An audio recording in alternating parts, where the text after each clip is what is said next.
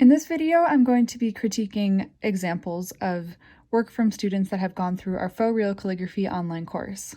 We're going to look at how to create consistency in your calligraphy by looking at the spacing, slant, thickness, and consistency of your shapes, as well as some letter forms and tips for making the letter S and the letter R.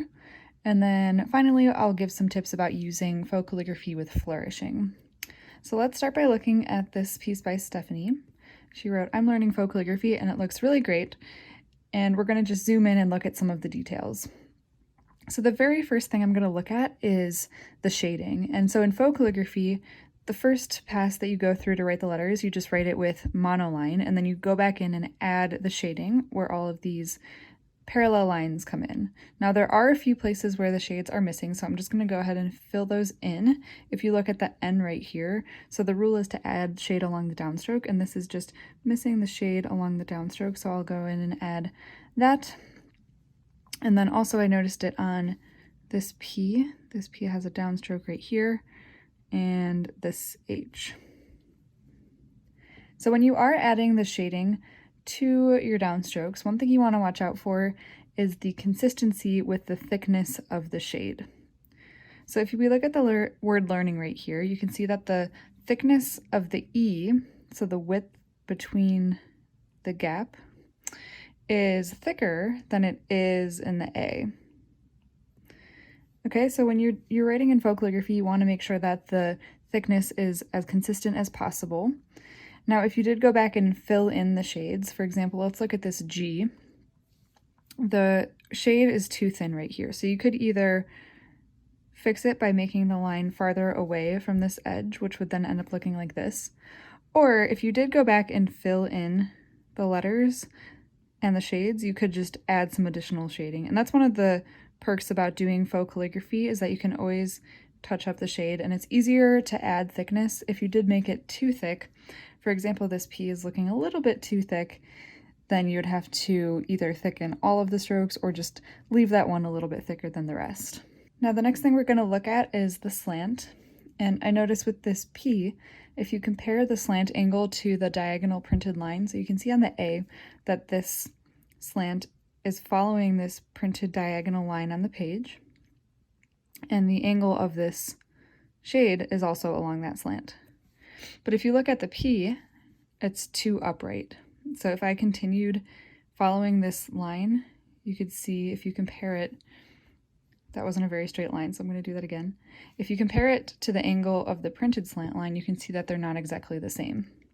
So this should actually be a little bit more slanted like this.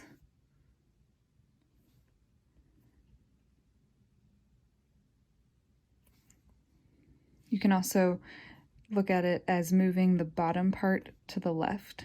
So this is where the new stem would be. And that would, of course, impact the letters that follow. So this curve would then end up being a little bit closer like this, and everything would shift to the left. So just watch the slant angle and try to keep that consistent. I can also see on this I that the slant is a little bit too upright or leaning back rather than being along the slant line. So this N should finish up a little bit more over here, and then the slant of the I would look more like that. Now let's talk about spacing. The spacing between the letters as well as within the letters.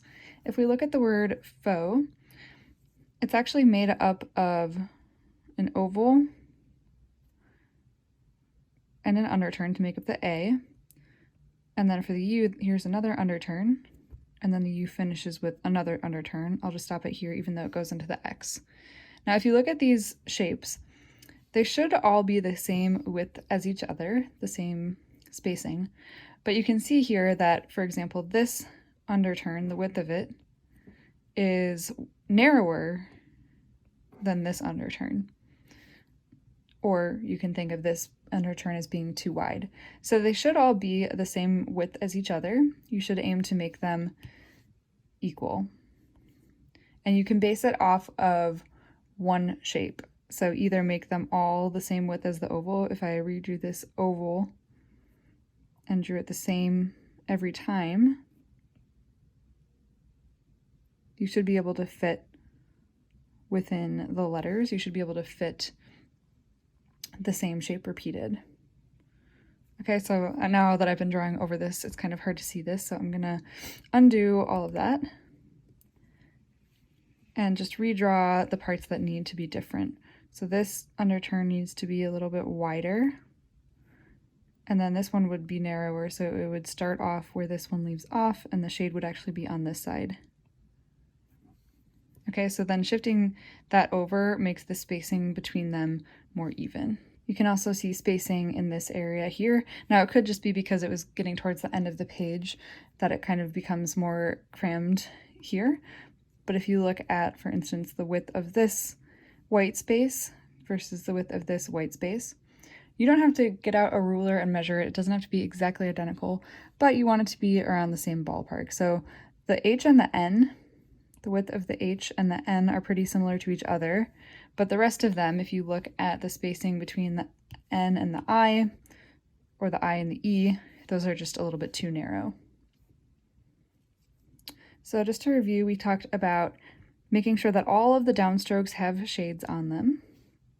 We talked about making your slant angle consistent, as well as the thickness of each letter, of the thickness of the downstrokes. And then finally, we talked about making the space between them and within the letters consistent. Let's look at another example. So this one is by Adriana, and she was writing out some words for October. Now on this piece, I'm going to focus mostly on the letter forms. So she did a really nice job of keeping the thickness of her shades consistent, the spacing within and between the letters is pretty consistent, and then also keeping everything along the same slant angle. But I am going to zoom in on the letters R and the letter S. So let's start by looking at this word superpower, since it has both R and S. Now for the letter R, you want to make sure that it doesn't become too cramped vertically. And to avoid that, this piece right here, first of all, you want to make sure it comes up high enough. So she did a nice job of coming up high enough. And then the next part that follows, don't bring it down so low. You can keep it a little bit closer to the header line. So for example, if I stop it right here, now I'm going to have enough room for the rest of this underturn shape so that it doesn't look cramped. And that's where the shade would go. So that gives you enough room. This one is better because this piece right here is higher up. Let's see if I can find another example of an R. Okay, so this one right here, you can see the difference. You can see that this one just looks too short, and that's because this loop right here came down too low. So instead of coming up and then all the way back down to here, think about keeping this upper loop a little higher and this part closer to the header line so that you have enough room to make it as tall as the other lowercase letters. Now let's look at the letter S. So with the letter S, the tricky part is making sure that it doesn't look like it's leaning backward. Now, if you look at this one right here, you can see the shade is going in this direction, which is the opposite of the slant angle and the way that the other letters are angled. The I is following the slant angle, it's going in this direction, but the S looks like it's moving backwards. So the two things to do that will help make it not look backwards, first is to make the top loop farther to the right. So think about bringing the loop a little bit farther to the right. And then when you finish off this bottom part, make sure the bottom is coming back towards the left, like this. And that will help make it look more rotated in this direction so that when you do add the shading, you can add the shade just on this part right here, and it will end up being more along the slant. So really your eye is drawn to where the shading is going and the direction that the shading is going. This one looks like it's leaning backwards as well. So even just thinking about moving the top part over to the right a little bit will help so that it looks more upright. Now you want to make sure that it doesn't then get too close to the letter that follows. So if we started right here, actually I'm going to start a little bit to the left. And this part ends up being wider so that you have enough room to bring this all the way back to the left, and then the shade would end up being right here. Okay, that helps make it look like it's not leaning over. Now, last thing about the E, since we've been talking about, about the letter R, since we've been talking about the R, if you look at in both October, ER, and then super, ER, as well as power, the spacing between the E and the R looks too wide, and the reason for that is because for the E, the shading is on the left side of the letter, and for the R, it's all the way on the right side of the letter. So between this distance, there's no shading, which makes them look even farther apart. So when you do connect E to R, or other letters to R, you want to think about making the R just a little bit closer to the E, so that the shade isn't so far away. So now the shades are closer together and it doesn't look like so much of a gap. The last thing I want to talk about here is where to end the shading when you're making an underturn shape. Let's zoom in on the word boldly because it has some of this bottom underturn shape in the oval, the bottom of the D, and the bottom of the L. So when you shade this type of curve that curves at the bottom like this, you want to think about stopping the shade at the baseline before it curves. So in other words, you want to stop the shade around this point where this comes together right here. And you want to avoid adding additional shading along the baseline. So you can see in this example, there's some extra shading along the baseline here. Also, if we look back at the word October, you can see extra shading along the baseline. So the reason for this, again, goes back to what your eye sees. If I just drew the outline of this shape right here for the T, it does look like it's along the slant.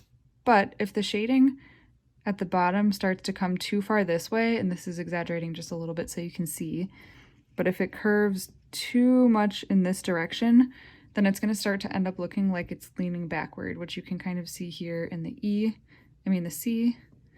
And actually, if you look at the difference between the shading on the E that I drew earlier, you can see that there's all this extra shading right here. So if you're making an underturn, I'll just draw one off to the side, and you're adding your parallel line, at this point, instead of continuing and following the curve like this, you want to think about coming straight down, and you can curve just a little bit at the end, but you want to stop it before, instead of it coming over like this, you want to stop it right here. And that also applies to the bottom of an oval. Instead of following around and curving the shade so much so that it's along the baseline, you want to think about stopping it sooner. Let's look at the last example where I'm going to show you some tips for flourishing. And this tip is actually going to be pretty similar to what I was just talking about with where you end your shade. So let's look at the shading on this D right here because it goes into this nice flourish. And this was by Sarah, and she actually asked the question of how do I know where to stop the shade? So the answer that I have is this does look fine how it is, but if you want an answer that gives you more of a mathematical or rule following approach, what I would say is to follow the shade along the slant, so you can start anywhere, and just follow it and make a straight line, and I'm going to make this straight along the slant, and wherever it meets up with the curve, so if this is the original line that was drawn with a curve that comes out this way, let me redo that order of that. Okay, so this is the curved line. Now if you draw a straight line to add your shading back in, just draw it straight, and then wherever it meets the curve is where you would stop the shading. So straight and along the slant line. Okay, so then you would fill it in here. Instead of instead of following it with a curve.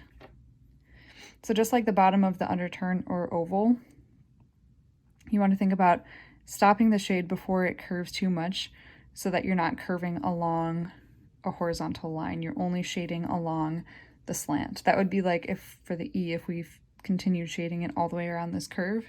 Instead of doing that, you just want to basically draw a straight line down and stop it before it curves too much. So that's what I would recommend for shading on a flourish. Now let's just look at these letters since we were talking about some of these letters before. This R looks really good. It's not too short or too cramped. But if you look at this E to S connection, the shades are far apart from each other and it looks like too much space in between. So we could make those even a little closer together.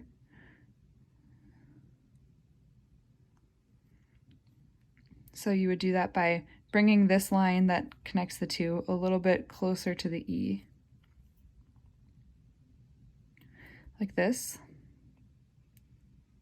and then finishing the rest of the S, making sure that it's not leaning backward, and then go on to the next letter. And now you can see that these two letters are closer together, so there's not so much white space in between them. And one last tip for this piece is for this capital F.